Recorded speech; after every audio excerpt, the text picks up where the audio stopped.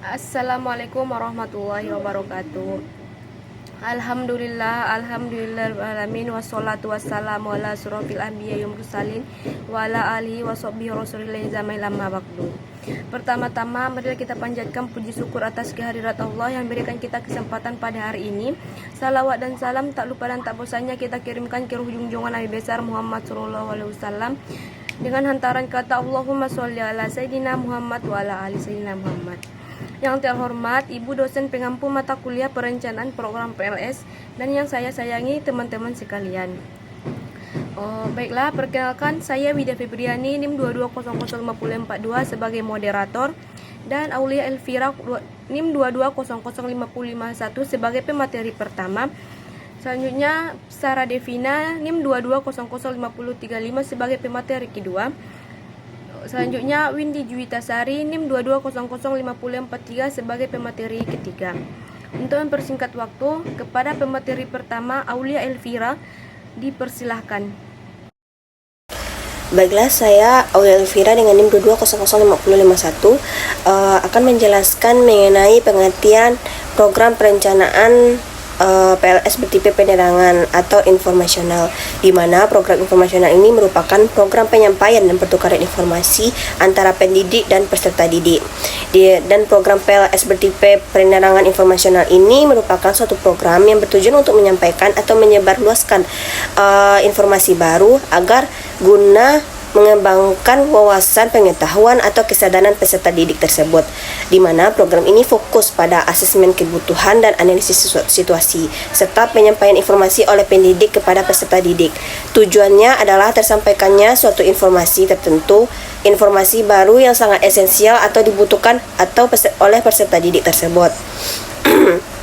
Program PLS ini dapat dilakukan dalam proses belajar mengajar yang berlangsung dalam kelas atau dengan penyuluhan kepada masyarakat.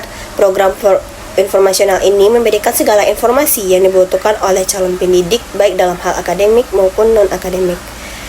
Hanya itu yang dapat saya jelaskan. Saya kembalikan kepada moderator. Terima kasih kepada Aulia Elvira. Selanjutnya pemateri kedua Sarah Devina dipersilahkan. Baiklah, saya Sarah Devina dengan NIM 22005035 akan melanjutkan penjelasan materi dari lesson saya tadi, yaitu mengenai asesmen kebutuhan.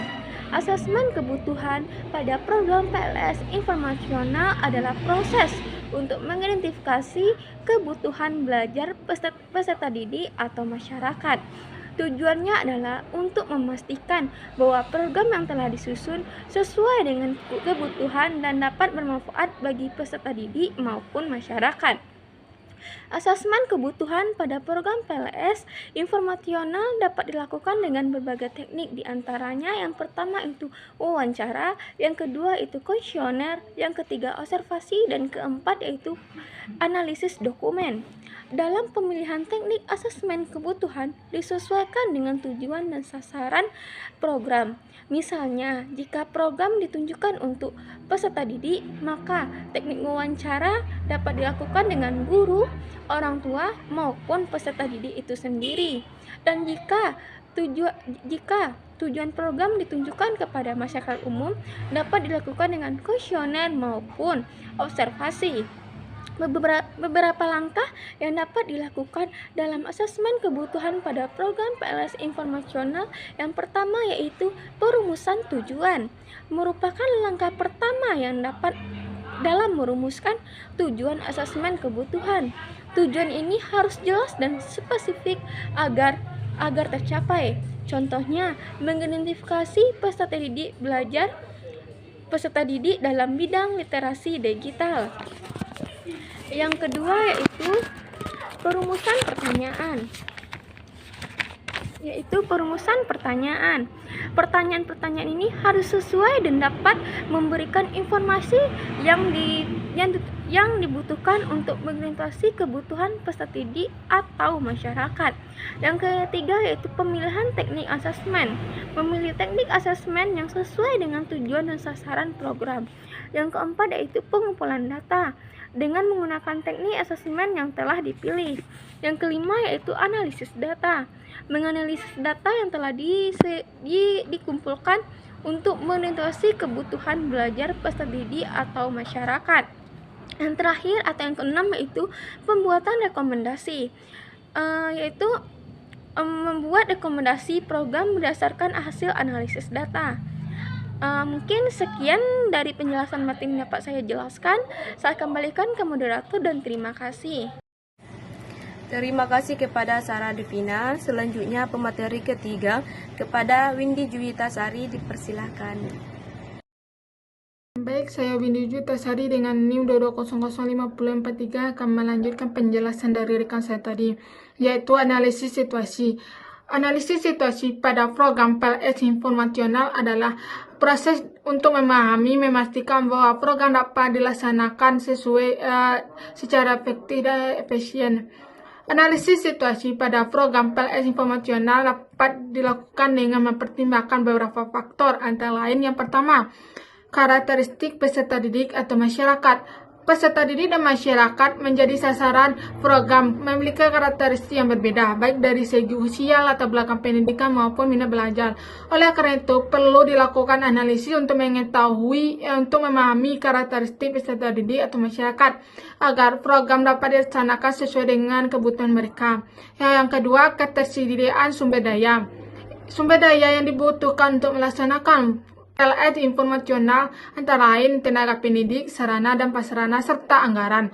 Oleh karena itu, perlu dilakukan analisis untuk mengetahui ketersediaan sumber daya yang dapat agar dapat dilaksanakan dengan lancar. Yang ketiga, kebijakan dan regulasi. Kebijakan dan regulasi dapat mempengaruhi pelaksanaan program PLS informasional. Oleh karena itu, perlu dilakukan analisis untuk mengetahui kebijakan dan regulasi yang berlaku agar program dapat dilaksanakan sesuai dengan ketentuan yang berlaku. Yang keempat, lingkungan sosial dan budaya. Lingkungan sosial budaya di mana program dapat dilaksanakan juga dapat mempengaruhi pelaksanaan program PLS informasional. Oleh karena itu, perlu dilakukan analisis untuk memahami lingkungan sosial budaya agar program dapat diterima oleh masyarakat.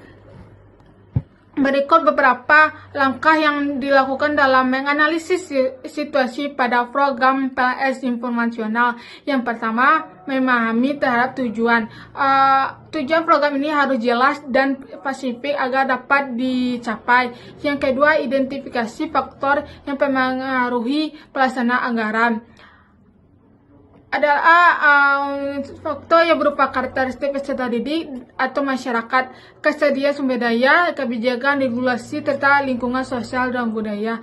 Ketiga, pengumpulan data. Pengumpulan data untuk memahami faktor yang telah diidentifikasi. Data ini dapat dikumpulkan melalui sumber antara lain dokumen, wawancara, observasi, dan survei. Yang keempat, analisis data. Analisis yang telah dilakukan untuk memahami konteks dan kondisi di mana program akan dilaksanakan. Yang kelima, membuat rekomendasi. Membuat rekomendasi program berdasarkan analisis rekomendasi ini dapat berupa strategi pelaksanaan program, sumber daya yang dibutuhkan, atau perubahan kebijakan dan regulasi. Jadi, analisis situasi dilakukan dengan cermat, tepat, dapat memberikan gambaran yang jelas tentang konteks kondisi di mana program akan dilaksanakan. Hal ini dapat berlaku dalam menyusun program PLS informasional yang efektif dan efisien.